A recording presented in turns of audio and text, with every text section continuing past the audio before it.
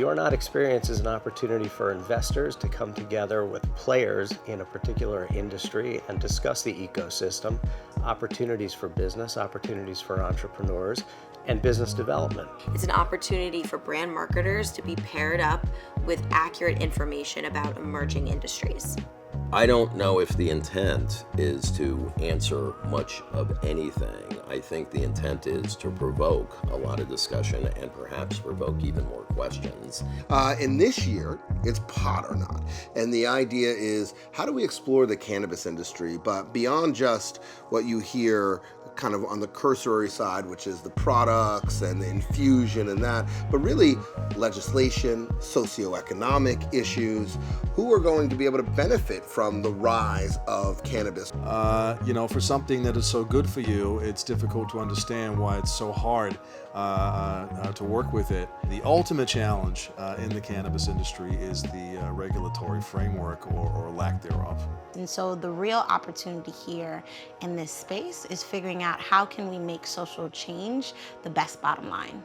And that looks like redistributing resources, it looks like creating socially responsible companies, and it also looks like making sure that the people that have been a part of the markets in the past are able to be a part of the businesses of the future.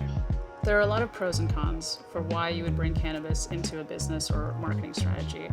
I think on the con side, it really depends on what type of business it is and what kind of vertical it operates in. Cannabis is a very highly regulated product, but on the other side, it's unregulated to some extent as we're figuring out how to regulate it and what the policies are, both at local levels up to the federal level. As we're looking at the economic opportunity that this new industry can bring us, it's just very important that we remember that this is not just about potentially creating a business or looking at marketing a cannabis brand.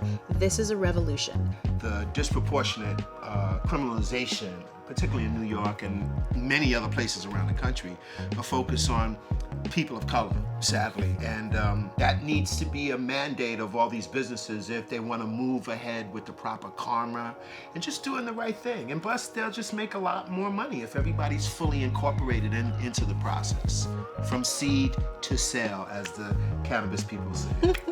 So we wanted to design a conference and a forum where these brand marketers could come together, get a 101 session on what this latest trend is, so they have a good understanding and can make a decision for themselves whether or not to implement it for their brands.